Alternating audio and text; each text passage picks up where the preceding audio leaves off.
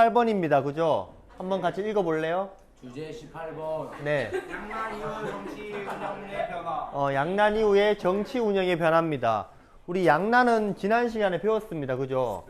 두 개의 난을 이야기합니다. 뭐와 뭡니까? 외란 호란이요. 외란과 호란 이후에 조선의 정치 운영상 많은 변화가 나타났다라고 이야기를 하고 있는 부분입니다. 자, 우리 교실 열기에 보면은 지난 시간에 봤던 사람이 또 등장합니다. 맞죠? 누가 등장하고 있죠? 정약용 아저씨가 등장하고 있지. 정약용 아저씨의 행색을 보니까 지금 좋은 행색 같아요? 좀 잘못된 행색 같아요? 됐어요. 우리 조선시대에 이런 행색이면은 어떻게 됐을 경우 이렇습니까? 유배. 정약용 선생님이 워낙 똑똑했는데 유배를 갔답니다. 그 이유는 정치적인 대립에서 이겼다 졌다. 졌겠지. 정약용은 남인 출신의 사람이었습니다. 남인. 지금 조선은 누구 출신의 사람들만 바글거릴까요? 서인. 서인 중에서도 반반 갈라진다고 했지, 맞지? 노론, 소론. 노론 중심의 세상이었거든요. 우리 그 이야기를 할 겁니다. 자, 그런데 정약용 쌤이 책을 한 권 또 지었다지, 맞지? 무슨 책입니까? 경세유표.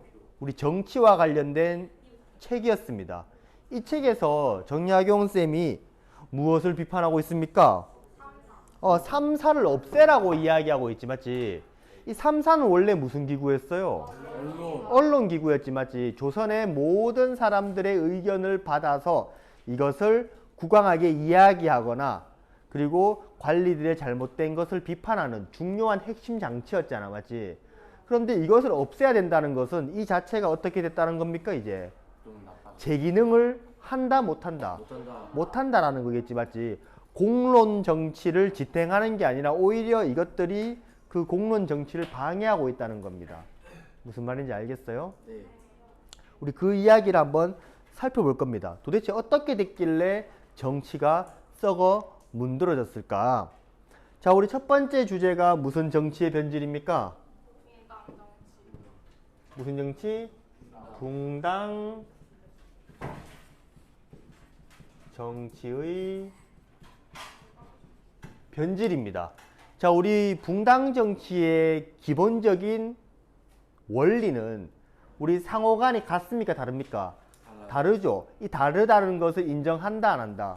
인정함으로써 서로 상호 토론과 상호 비판을 통해서 우리 여러 모든 사람의 의견을 모아서 정치에 반영하는 공론 정치의 핵심이었지, 맞지? 그런데 그 기능을 못한다는 겁니다. 이제 상호 간의 다름을 인정한다, 하지 않는다? 하지 않는다라는 게 붕당 정치의 변질의 시작입니다.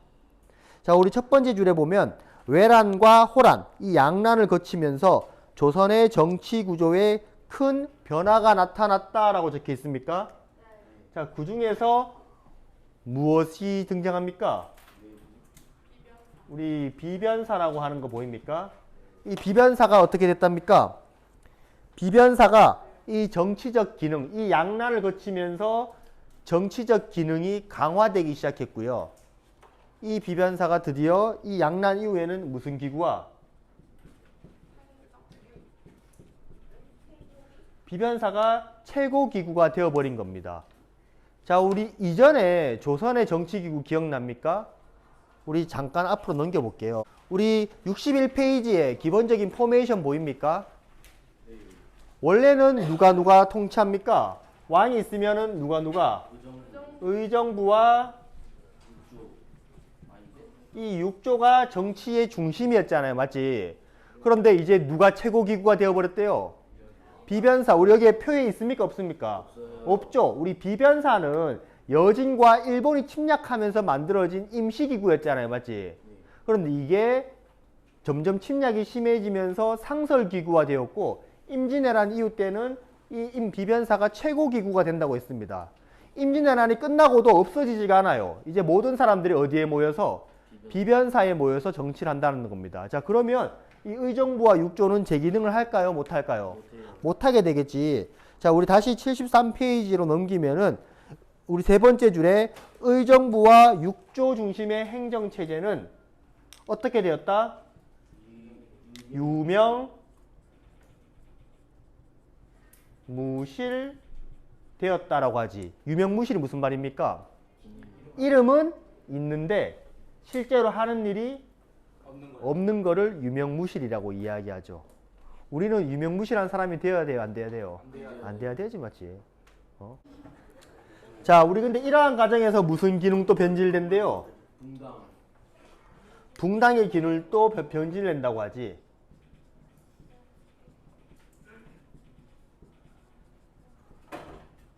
우리 이 핵심이 상호간을 인정한다, 안 한다? 안 한다는 거잖아, 맞지? 근데 이 붕당 자체가 흔들리게 되는 중요한 사건이 두 개 있었습니다. 그 첫 번째는 뭐냐면 우리 현종 시기 때 나타난 두 차례의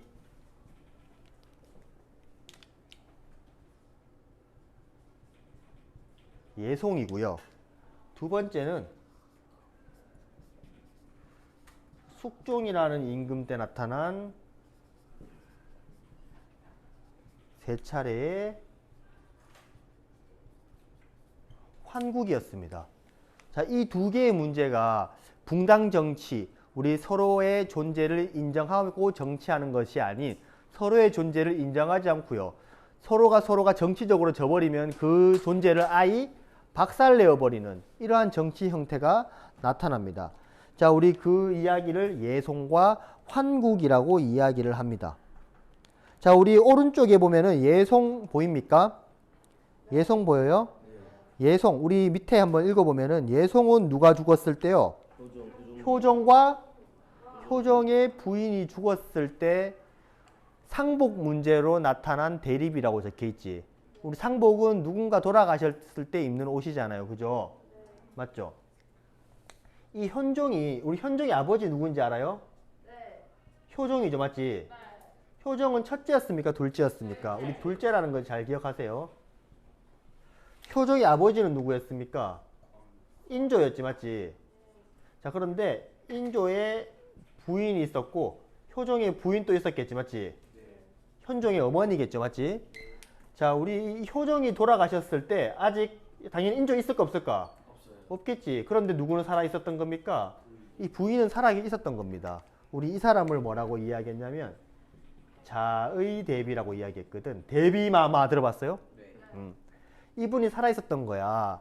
자, 그런데 이 현종 때 이분이 자기의 아들이 돌아가셨을 때 상복을 몇 년 입을까 하는 걸로 나타난 겁니다.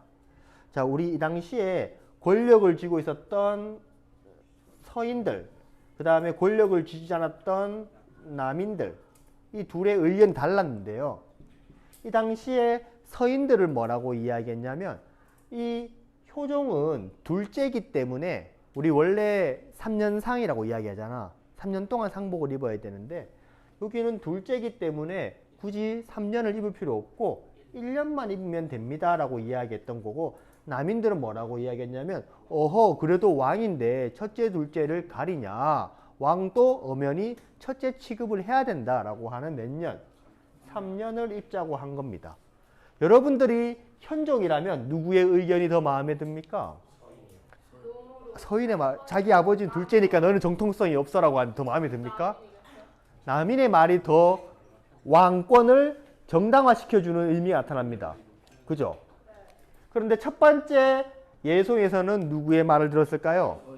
서인의 말을 듣습니다. 서인의 힘이 워낙 강력했거든요. 그런데 또 한 번의 예송은 현종의 어머니가 돌아가신 겁니다. 그래도 아직 누가 살아계셔?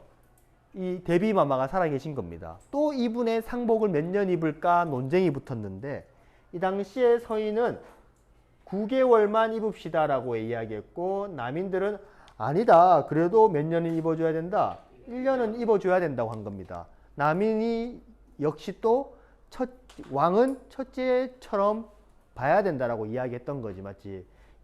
이때는 누구의 손을 들어줬을까요? 남인의 손을 들어줍니다. 우리 이 두 가지 사건을 예송이라고 하고요. 이거 여러분들이 생각하기에 상복을 몇 년 입냐가 뭐 이래 중요한가 하지만은 현종의 입장에서 봤을 때는 뭐의 정통성? 왕위의 정통성을 세우는데 굉장히 중요한 일이었습니다. 자, 그래서 우리 73페이지에 보면은, 자, 우리 오른쪽에 보면 예송은 얘를 통치 규범으로 삼는 조선 사회에서 매우 중요한 사안이었고 밑줄 치세요. 누구의 정당성? 효종의 왕위 계승의 정당성을 두고 나타난 중요한 논쟁이었다라고 생각을 하면 됩니다. 알겠죠? 이 왕위의 정통성은요. 곧 뭐와 연결됩니까? 왕권의 강화와 연결되겠죠. 맞지? 왕이라면 자고로 왕권 강화를 하고 싶을까 안 하고 싶을까? 하고 싶겠지. 그치? 그 과정에서 남인과 서인 간의 충돌이 나타났던 겁니다. 이해됩니까? 그죠? 두 번째는 우리 숙종 때 발생된 황국이라고 이야기하죠. 이때는 국왕 자체가 왕권 강화를 위해서 정치 세력들을 한 번에 물갈이 시켰던 겁니다. 처음에는 우리 이때 남인이 이긴 채로 숙종이 왕위에 올랐겠지, 맞지? 그죠? 우리가 서인, 남인 이렇게 한다면 첫 번째는 우리가 세 차례라고 이야기했잖아, 맞지? 첫 번째는 여기가 승리하고 여기가 패배하고, 두 번째는 여기가 승리하고 여기가 패배하고, 세 번째는 여기가 승리하고 여기가 패배하고, 이렇게 급속도로 정치적인 형국이 바뀌었던 시기를 우리가 뭐라고 합니까? 환국이라고 이야기하는 겁니다. 근데 이렇게 바꾸면서 장난질을 했던 게 누구라고요? 왕이라고요. 뭐 하려고? 왕권 강화를 하기 위해서요. 이해됩니까? 그런데 이러한 과정이 오히려 숙종이 살아있을 때는 모르는데 숙종이 죽고 나면 또 뭘 초래해버릴까요? 이 과정에서 누구만 살아남을까? 센 놈만 살아남습니다. 붕당 정치가 제대로 된 의견과 토론이 아니라 서로를 죽이고 죽이는 정치적인 모함과 정치적인 갈등으로 서로와 서로를 박살내는 이러한 환경에서 결국에는 살아남은 사람만 최고가 되는 거지. 이것은 곧 왕권이 강할 때면 몰라도 이 숙종이라는 임금이 죽고 나서부터는 왕의 권력이 어떻게 될까요? 급속도로 약화되는 결과를 초래해버립니다. 무슨 말인지 이해됩니까? 그래서 우리 그 이야기가 예송과 황국이 적혀 있고요. 자, 우리 이 황국 과정에서 이 서인이 승리했다고 이야기했잖아. 요때 이 서인들 중에서도 이 남인을 완전히 박살내야 된다. 아니다. 그래도 붕당 정치는 유지되어야 된다. 이러한 갈등이 있었거든요. 이때 서인 내부에서 노론과 소론으로 구분되기도 했었습니다. 여기서 강력한 건 누구? 노론이었겠죠. 우리 여기 교과서에 나와 있는 내용이 그 내용입니다. 그래서 서인과 남인이 번갈아 집권하면서 상대 당에 대한 탄압과 보복이 가해졌다라고 적혀 있지. 그 결과 하나의 붕당만 살아남는 무슨 전제와 일당 전제화가 가속화됩니다. 여기까지 이해됐습니까? 자, 그리고 그 밑에 보면은 이때 공론을 대변하는 뭐의 기능도 3, 4의 기능도 시간이 지나면서 자기의 붕당만, 자기가 소속된 정치적인 집단만 옹호하는 이러한 결과가 나타나면서 다 함께 정치를 해야 된다는 공론 정치가 유지될까요? 무너질까요? 무너지게 되겠지, 맞지? 그래서 공론 정치의 붕괴. 그리고 이 살아남은 이러한 일당들은요, 어디에 관직을 독점하면서 비변사를 관직을 독점하면서 정치도 이제 하나의 붕당에 의해서 좌지우지되는, 특히 여기 있는 누구에 의해서? 노론에 의해서 정치가 움직이는 이러한 형태가 나타나게 됩니다. 됐습니까?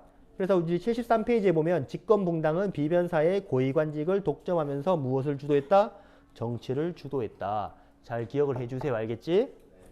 그 밑에는 무슨 정치입니까? 탕평정치가 적혀있지, 맞지? 자, 우리 요런 현상들이요, 결국에는 무엇을 초래하게 됐냐면 왕권의 약화를 초래할 것은 당연하겠지, 맞지? 그 다음에 누구의 권력 득점? 누구의 독점입니까? 특정 붕담의 우리 일당 전제화라고 할게, 맞지? 같은 말이니까. 이러한 현상이 나타나면서 새롭게 왕이 된 누구와 누구는요? 영조와 종조는 이러한 붕당 간의 갈등을 조금 해결하고 싶었습니다. 그래서 이 사람들이 실시했던 우리 대표적인 정책, 무슨 정책? 탕평 정치라고 이야기합니다. 탕평 정치. 특정 이 사람들은 뭐라고 이야기했냐면 노론, 소론, 남인 구분 짓지 마라. 내가 하나의 파를 만들겠다. 무슨 파? 무슨 파? 탕평파를 만들겠다. 그래서 너희들도 너희들의 붕당을 내려놓고 탕평파에 소속되어서 붕당 간의 갈등을 잠깐 집어넣은 채 우리 서로 함께 올바른 정치를 논의하기 위한 탕평파만 내가 관직에 등용하겠다. 이렇게 되어버리니까 사람들은 어떻게든 관직을 유지하기 위해서는 이 탕평파에 들 수밖에 없었겠죠. 맞지? 자, 그래서 우리 종조는 영조와 종조는 붕당 간의 세력 균형을 이루고 왕권을 강화시키기 위해서 무슨 정치를 추진했다? 탕평 정치를 추진했다 적혀있지. 그런데 그 결과 붕당의 대립이 완전히 없어집니까? 아니면 일시적으로 없어집니까? 이 시점으로. 일시적.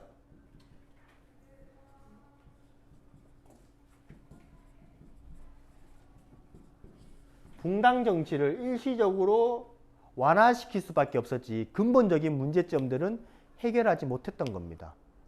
무슨 말인지 이해됩니까? 자, 그런데 아무튼 이 시기에는 무슨 체제 개편? 수치 체제 개편 있지, 수치 체제 개편. 여기에 적혀 있는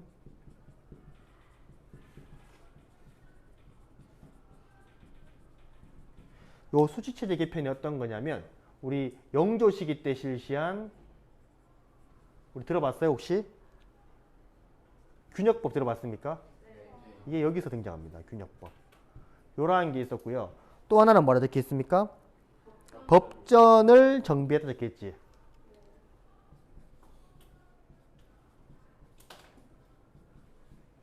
법전 정비가 우리 영조 때 만들어졌던 우리 속대전이라는 게 있고요. 그 다음에 종조 때 만들어졌던 대전 통편. 요거 한 번씩 헷갈려요. 자, 그런데 이 종조가 엄청 똑똑했거든요. 거의 뭐 이런 머리로서는 아무도 이길 수 없었대요. 그리고 이 종조가 이 붕당들을 좀 억누르기 위해서 어떠한 정책을 펼쳤냐면은 붕당 중에서 우리 노론 중에서 제일 잘 나가는 사람이 동진이라면은 동진이가 나와 나일벌 관계가 되어버리면은 내가 정치적으로 좀 힘들잖아, 맞지? 그래서 동진이를 완전히 내 편으로 만들어버립니다. 그 방법이 뭐가 있을까요? 돈 줘요. 돈으로 안 돼. 뭐가 있을까요? 안 줘요.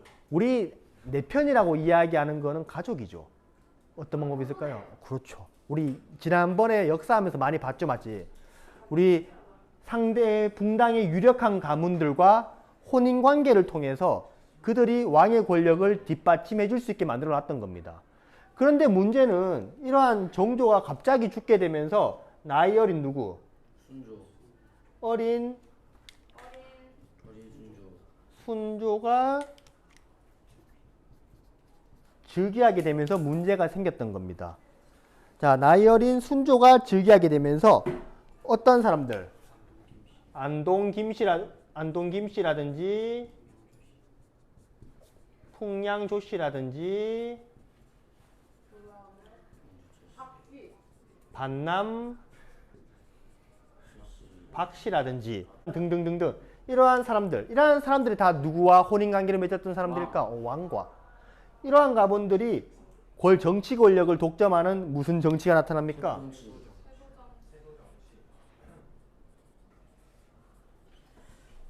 세도 정치 시기가 나타난다는 겁니다. 자, 이들은 어디에 권력을 딱 잡고 있을까요? 어디에 관리 등록이 돼서? 비변사에 집권하게 되면서 모든 관직을 이들이 다 꿰차고 있는 겁니다. 그래서 이 세도 정치는 순조에 이어서 언제까지? 순, 헌, 헌종, 철종 이 세 명의 왕에 이르기까지 약 몇 년간? 60여 년간 우리가 잃어버린 조선의 시간을 보내게 된 겁니다. 자, 왜 잃어버렸느냐? 자, 여기 보면은 세도 정치 아래 어떠한 폐단이 발생했는가 적혀 있습니까? 자, 이 세도 가문들은 첫 번째 어디에 관직을 독점했다? 비변사의 관직을 독점했다 적혀있지. 이거 중요시 봐야겠지, 맞지? 어디를 독점한다? 비변사 독점. 또 뭐 돼 있을까요? 두 번째.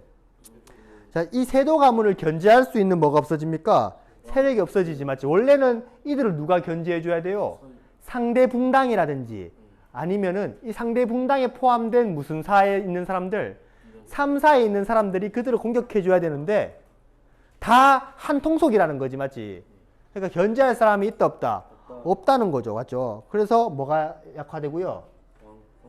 왕권이 약화되고, 그 다음에 뒤에 적혀 있는 뭡니까? 공론 정치가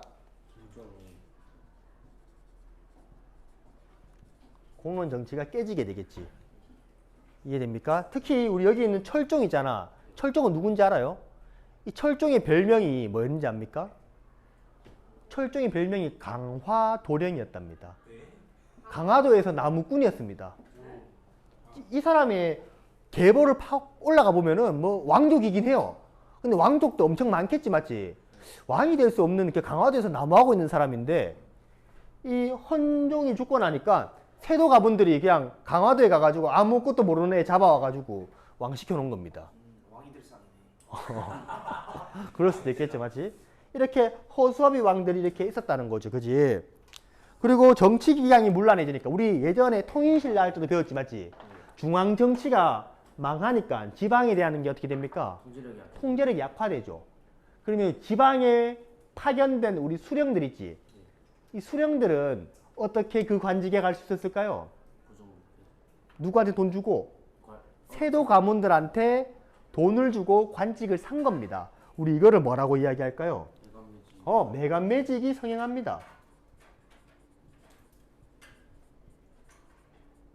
그 다음에 과거 시험에서도요, 부정부패가 굉장히 심합니다. 막 대놓고 컨닝해요. 자, 이러한 과정에서 누구만 피해를 보게 될까요? 돈 없는 일반 백성들이 굉장히 피해를 보겠지, 맞지? 그래서 국가기강이 흐트러지자 누구와 누구는? 네 번째, 수령과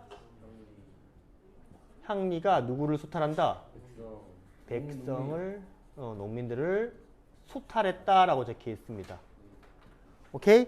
지금 완전 조선이 지금 우리 이 시기에 세계사적으로는 무슨 시대입니까? 산업혁명이 막 나타났고 이제 막 대항해 시대, 그 다음에 식민지 쟁탈전, 제국주의 시대가 막 등장하고 있을 때 우리는 지금 자체 내부적으로 썩고 있다는 거죠, 맞지? 무슨 말인지 이해됩니까? 자, 우리 오른쪽에 우리 규장각 하나 있습니다, 그죠? 규장각이 별표 쳐보세요. 이 규장각이 누가 만들었는 거냐면 이 정조 때 이 규장각이라는 걸 만들어서 무슨 기구로 썼대요? 탕평 정치를 위해서 강력한 정치 기구로 삼았다라고 이야기하지, 맞지? 그래서 정조 시기 때 이 규장각이 정조가 이 규장각에 다양한 사람들을 등용시켜 놓고 자기의 신복들 있지. 그래서 이러한 사람들을 모아가지고 정치를 이끌어 나갔던 게 이 대표적으로 규장각이라는 겁니다. 규장각 정조 때 있었던 거 잘 기억해 주세요, 알겠지? 자, 뒷페이지 넘겨볼게요. 우리 수치 체제의 개편입니다. 자, 이제 좀 중요한 걸로 들어가요.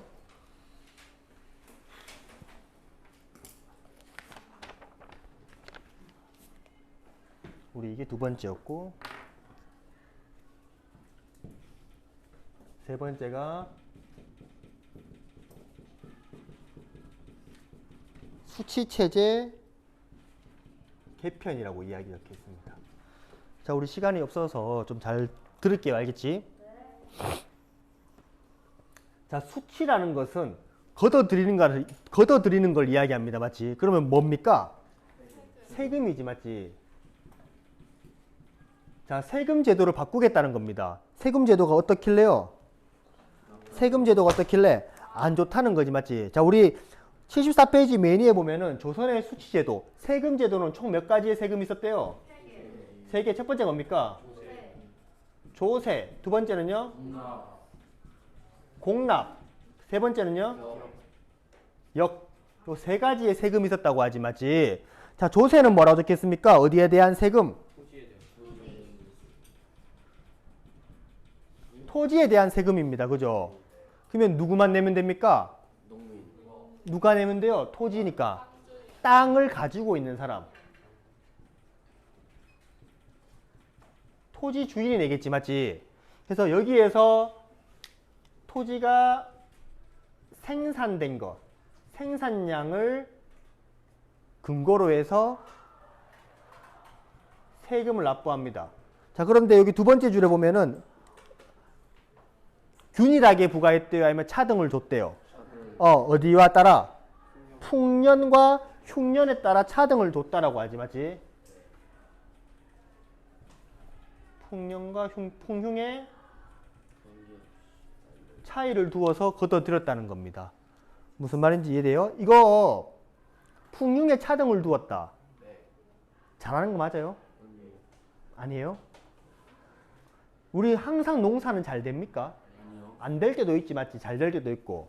그래서 잘 될 때는 많이 걷고 안 될 때는 조금만 걷어들였다는 겁니다. 좋은 거죠? 누가 있을까요? 아니, 생각해봐요. 우리 웬만히 좋은 거야 다 누가 합니까? 세종이죠, 맞죠? 세종대왕이 합니다. 우리 풍흉, 농사가 잘 되고 안 되고의 기준은 뭐였을까요? 비죠. 그 지역이 비가 얼마나 왔냐 알아야 될 거 아니야. 그래서 세종대왕이 뭘 만듭니까? 추구기를 만들잖아요. 여기서 다 연결되는 겁니다. 세종대왕이 그냥 미쳐가지고 추구기 만든 게 아니야. 어떻게 하면은 이 풍흉을 잘 구별할 수 있을까? 왜냐하면 그전에는 이 풍흉을 누가 판단합니까? 그냥 공무원들이 가서 막 판단한다고 이게 정확한 게 아닐 수도 있잖아요. 맞지? 그런데 정확한 규정, 추구기에 비가 얼마나 쌓였냐를 두고 풍흉의 차이를 뒀던 거죠. 세종대왕이 했던 겁니다. 됐습니까? 자, 두 번째, 이 공납은요. 무엇을 걷어들이는 거래요? 공납은 토산물을 걷어들이는 거지, 맞지? 이거는 그 지역에서 나타나는 특산물을 이야기합니다. 그죠? 자, 그런데 어떻게 걷어들였대요? 각 군현에서 어디에다가 할당한대요? 지방. 각 호에다가 할당합니다. 자, 그러니까 내가 한림군이라는 곳의 수령이라면은 국가에서는 한림군 너희한테 귤 200박스 내라 라고 이야기했다면 나는 오케이 알겠습니다 라고 해서 그 귤 200박스를 어떻게 나눠줄까 보니까 한림군에는 28가구가 사는 거야. 너희들 다 같이 안 살잖아, 맞지? 그래서 너희들한테 각각 10개씩 10박스씩 나눠서 내면은 28명이니까 총 280박스가 되잖아. 이렇게 각각 집집마다 부과했다는 겁니다. 이해돼요? 오케이, 이해됩니까? 그 다음에 역 봅시다. 역은 뭐죠? 16세에서 60세 미만의 성인 남성에게 부과했던 거죠. 맞지? 노동력을 부과했던 겁니다. 그죠? 맞죠? 그래서 노동력을 수취하는 것으로 성인 남성들은 어디에 어디? 군역은 군대 가는 거지, 맞지? 각종 토목공사를 우리가 요역이라고 이야기합니다. 이런 곳에 둘 중에 택해가지고 가면 됐던 겁니다. 이해돼요? 자, 그런데 16세기에 이르러서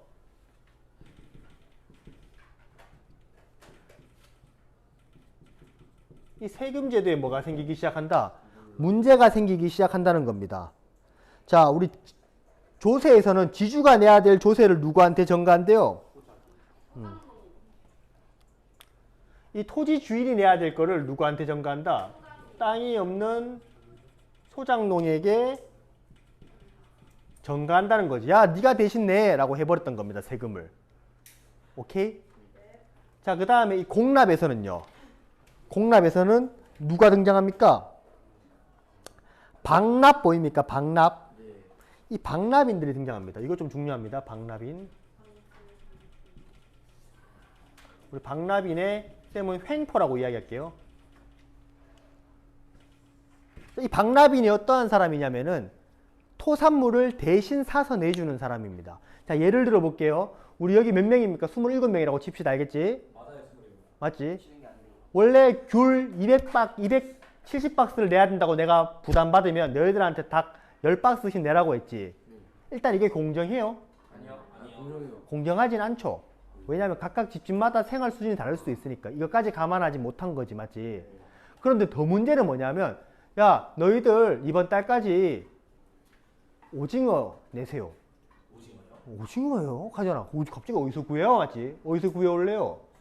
뭐 지금은 뭐 시장 가거나 맞지? 습배송 시키거나 하면 되는데 옛날에는 그렇지 못했겠지, 맞지?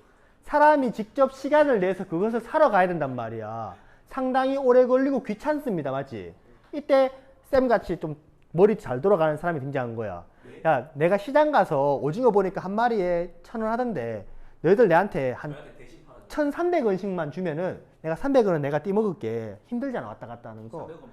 그래서 1,000원씩만 내면 내가 대신 사서 바칠게 라고 한 겁니다. 좋습니까? 서로 윈윈이 아니에요? 아니면 너가 오징어 사오든가. 이 당시에 시장 가서 살 수 있는 게 아니야. 너 농사 안 짓고 오징어 잡으러 갑니까? 그럼 농사 누가 지어요? 농사를 버려요? 그래서 농민들이 이 토산물을 내는 게 굉장히 힘들었답니다. 그런데 박나빈들의 등장은 굉장히 좋았겠죠. 서로가 윈윈할 수 있었으니까요. 선생님이 뭐라 했습니까? 이 박나빈들이 이것을 누구한테 낸다고요? 우리 공무원들, 이 당시에 그 설이나 향리라고 하는 이 공무원들한테 이걸 갖다 바쳤겠지, 맞지? 그런데 점점 박나빈들이 돈을 더 많이 벌고 싶은 겁니다. 그래서 이제는 오징어 한 마리를 원래 시장 가면 1,000원에 사는데 3,000원 내라고 하는 겁니다. 3,000원. 3,000원 좀 더 할까요? 3만 원 내라는 겁니다. 네가 좀 어떡할래요? 안 내고 네가 직접 사서 내겠지, 맞지? 그런데 우리 연우가 직접 사가지고 설이나 향리한테 냈는데 그들이 빠꾸 시킵니다. 신선도가 왜 이래? 안 받아. 왜 그랬을까요? 왜 빠꾸 받았을까요? 그렇죠. 이 박나빈이나 얘들이 짝짝꿍한 겁니다. 이 박나빈들이 설이하고 향리한테 좀 돈 좀 주면서 내한테만 받아라 해버린 거죠. 그러다 보니까 설이와 향리가 일반 백성이 가져오는 건 안 받고 박나빈한테만 받으니까 이 박나빈은 거기 있는 백성들에게 등쳐먹으면서 굉장히 많은 돈을 벌 수 있었던 겁니다. 개꿀이지, 맞지? 이게 굉장히 문제가 심하지. 이러한 문제가 있었던 겁니다. 이해됩니까? 박나빈에 대한 문제점 알겠습니까? 그 다음에 그 밑에는 이제 군역이지, 맞지? 군역은 어떠한 문제가 있었냐면은 사람들이 군대를 가기 싫으니까, 그죠?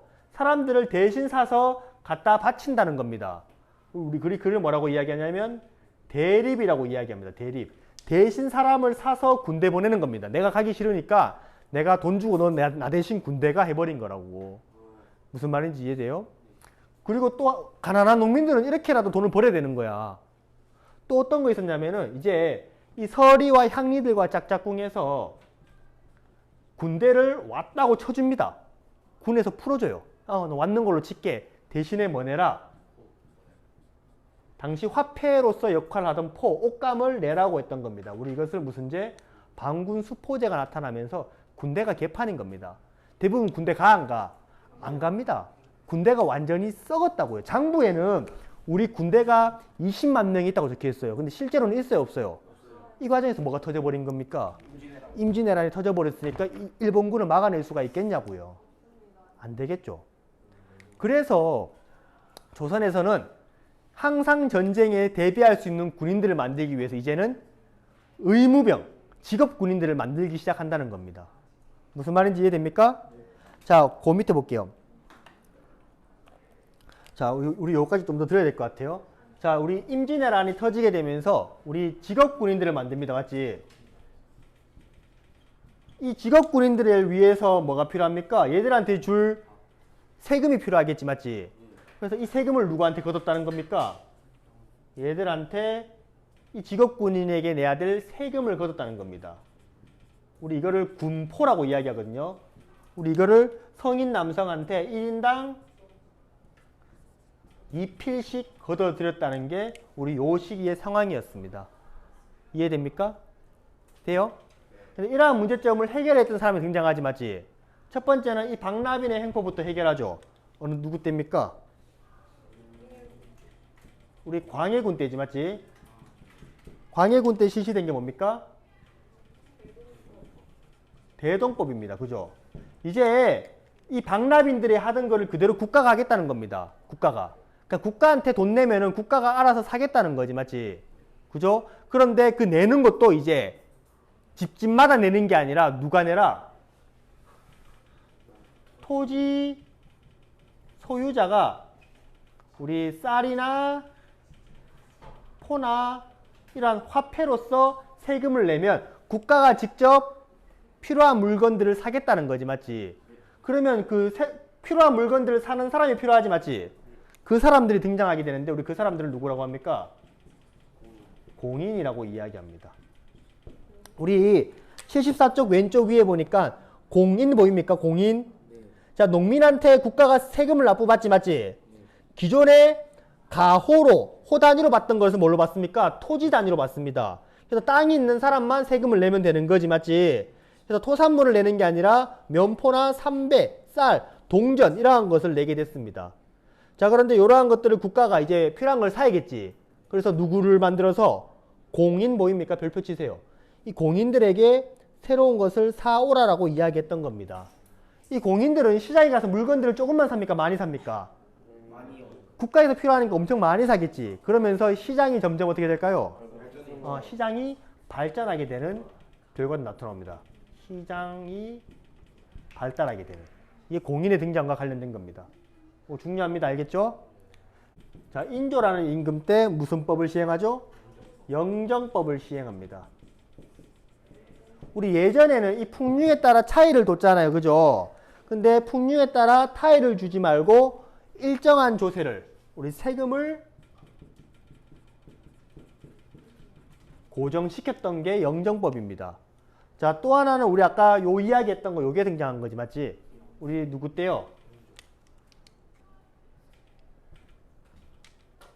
영조라고 하는 임금 시기에 우리 무슨 법? 균역법을 시행합니다. 균역법은 백성들의 부담을 줄여주자는 겁니다. 총 1년에 몇 필 내던 거를 2필 내는 거를 몇 필로 줄여주자? 1필로 줄여주자는 겁니다. 그럼 나머지 한 필은 어떻게 합니까? 뭐 직업군이 월급 반으로 줄여요? 안 되죠. 이 한 필도 보강해야 됩니다. 맞지? 근데 이 한 필을 누구한테? 돈이 많은 사람들에게 걷겠다는 겁니다. 가난한 사람한테 걷지 말고. 무슨 말인지 이해됩니까? 특히 토지를 가지고 있는 사람들에게 많이 걷습니다. 자, 그러다 보니까 세금이 전부 다 토지 많이 가진 사람, 토지 가진 사람들한테 좀 고정되고 있는 것 같이 보이지 않습니까? 그죠? 자, 그래서 우리 그 내용들이 위에 적혀 있는 겁니다. 알겠죠? 자, 그런데 우리 아까 전에 자꾸 토지 가진 사람한테만 내라고 하잖아. 그러다 보니까 이 세금 자체가 좀 투명해지긴 해요. 그런데 여전히 여러 문제점들이 발생합니다.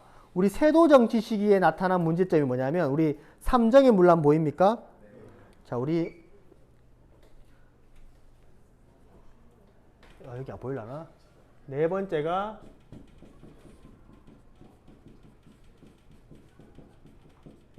삼정의 문란입니다.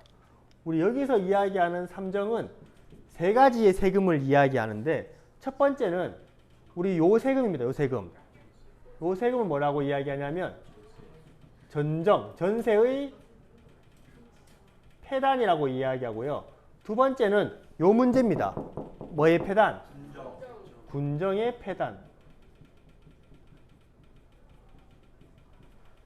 또 하나는 뭐냐면 우리 요건 해결됐잖아. 맞지? 또 하나는 뭐냐면 환정의 폐단입니다.